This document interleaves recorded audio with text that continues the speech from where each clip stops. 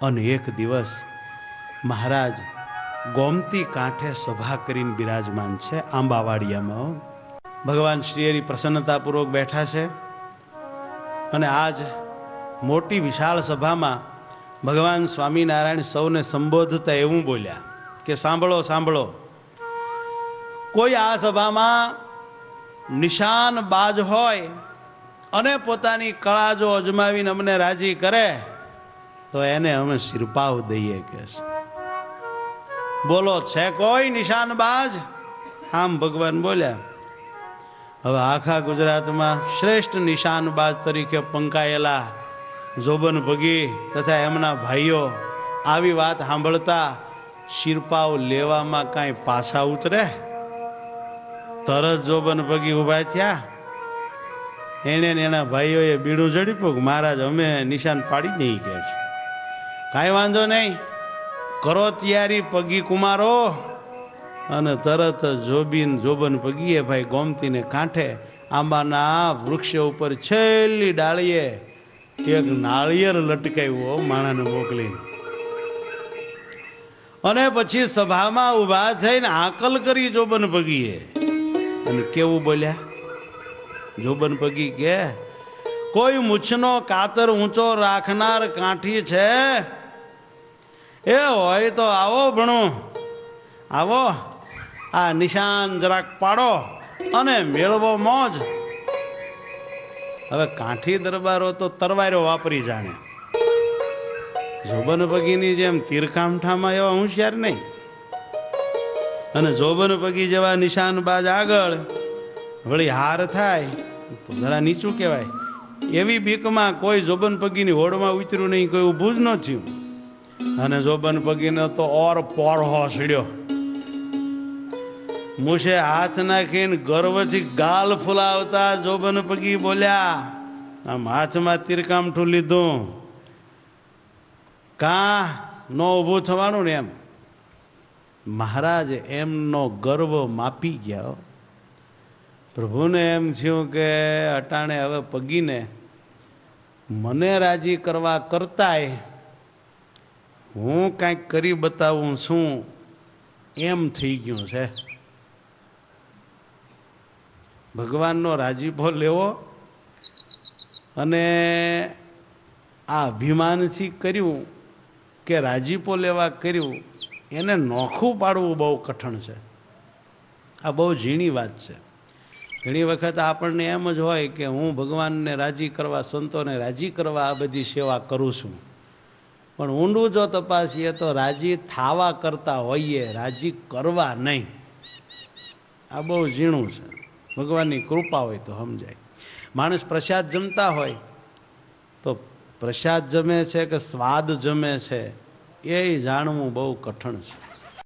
જોબન પગીને તો મનમાં એમ હશે કે હું ભગવાન શ્રી હરિને રાજી કરવા જ તીરકામઠું લઈને ઊભો થયો છું, પણ અભિમાન આવી ગયું તું કે હું નિશાનબાજ છું એમ.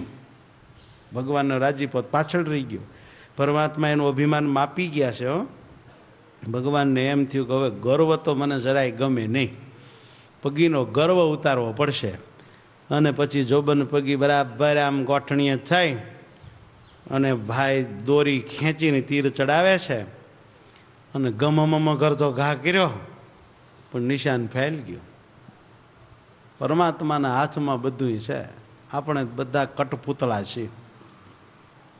જોબન પગી જરા શર્મિંદા થયા પણ તરત ભાથામાંથી બીજું તીર કાઢ્યું કે એક ફેલ તો બીજે પાડું. એ બીજો ઘા કર્યો પણ નો ઈટ્યા, ગયો ફેલ. ત્રીજો કર્યો, મેળ ન પડ્યો. પગીને મુજારો માંડ્યો થવા. ત્યારે મંદ મંદ હસતા મહારાજ કે જોબન હવે બહુ થઈ ગયું, આણીક વાર આવીને બેસી જાઓ સભામાં. ઉઠો સુંદર પગી, પાણી અજમાવો. એ સુંદર પગી ઊભા થયા. એના એ નિશાન ફેલ ગયા. કેમ જે ભગવાને આજ એને શિરપાવ દેવો ધાર્યું નથી. એ જ રીતે તખા પગી, શકરા પગી બધાય ઉઠ્યા પણ કોઈથી નિશાન ન પડ્યો.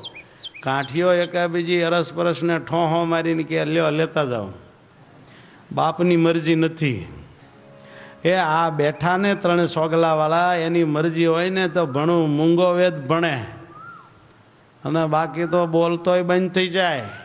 કાઠી દરબારો કે આજ જોબન બાપુનું પાણી ઉતરી ગયું, હેઠું જોવાનું થયું. પછી સભામાં ભગવાન સ્વામિનારાયણ બોલ્યા, કાં કેમનું થયું? ઓલા કોઈથી નો મેળ પડ્યો, નો પડ્યું નિશાન, તો હવે અમે અમારા નિશાન પાડનારાને બોલાવીએ. એટલે સભા આમ જોવા માંડી કે મહારાજનો નિશાન પાડનારો કોણ, કે ભણું કોણ? તો કો એટલે બોલાવીએ. કોણનું શું કામ છે? ઉઠશે એટલે દેખાય. બોલાવો મહારાજ. ઉઠો આંબા પગી. મહારાજે એને પગી તેદી કીધેલા કે ઉઠો આંબા પગી. એ ગઢાડીના આંબા શેઠ હાથ જોડીને કે મહારાજ હું જ નજરે સીડ્યો. અમે શેઠિયા લોકો આવા બધા કામ જાણીએ નહીં. મને મહારાજ કે ઉઠો, અમને કેવા. હા એ વાત સાચી. હા હા હા કાંઈ વાંધો નહીં. હા ઉઠ્યા, પગી ત્રિકામઠું આપો. અહીં કોણે રાખ્યું? લ્યો. જોબન પગીની બધા હામું જોઈ રહ્યા. હવે અમે ભૂકા કાઢી નાખી, હવે અમારાથી પડ્યું નહીં. ના વાણીઓ હું પાડી શકે છે. મહારાજ કે લ્યો નિશાન. અને ભાઈ ગઢાળીના વાણિયાએ નિશાન લીધો. ભગવાનની મૂર્તિ અંતરમાં ધારી અને જય ન્યાલકરણ કરીને મૂક્યું. સાના નાના ઢફલે નાળિયેર વીંધી નાખ્યું. અને નાળિયેરને બાણ બધું 10 હાથ છેટે પડ્યું ભફાંગ લઈને. અને સ્વામિનારાયણ ભગવાનની જય બોલાણી હો. અને શેઠ તો કે ન્યાલકરણની જય. અદ્ભુત આશ્ચર્ય થયું. ભગવાન સ્વામિનારાયણ કે શાબાશ શાબાશ આંબા શેઠ, શાબાશ, તમે તો જોબન પગીથી પણ આગળ. હે શેઠ? તારે શેઠ કે હું આગળ? આ તો બધો આપનો પ્રતાપ છે. અને મેં તો જિંદગીમાં તીર હાથમાં લીધું નથી કે છે. આજ આપની ઈચ્છાથી નિશાન પડ્યું. પ્રભુ તમે ધારો તે કરો, નહીં તો 100 ગાય પણ મારથી કાંઈ ન પડે. એમ કહીને આંબા શેઠે તો સભામાં દંડવટ કર્યા. ભગવાન સ્વામિનારાયણે એમના ગળામાં ફૂલનો પ્રસાદીનો હાર પહેરાવ્યો છે. અને જોબન પગીનો ગર્વ ગળીને પાણી થઈ ગયો. ભાઈ ભગવાનને ગર્વ નથી ગમતો. જોબન પગી અને એના ત્રણેય ભાઈ નત મસ્તકે ભગવાનના ચરણમાં આળવટ્યા છે કે મહારાજ આજ આંબા શેઠે અમારી લાજ લીધી. હે કે ગઈ અમારી તો. મહારાજ કે કદીએ ગુણનું અભિમાન કરવું નહીં પગ્યો. આખી સભા મારી વાત સાંભળો. પ્રભુ કહે છે નમ્ર આગળ ગર્વની હંમેશા હાર થાય છે. અદ્ભુત સૂત્ર બોલ્યા. અને પછી કહ્યું હું હટે તો દુઃખ મટે, અને હું ટળે હરી ઢુકડા. અભિમાન પતનનું કારણ છે ભક્તો.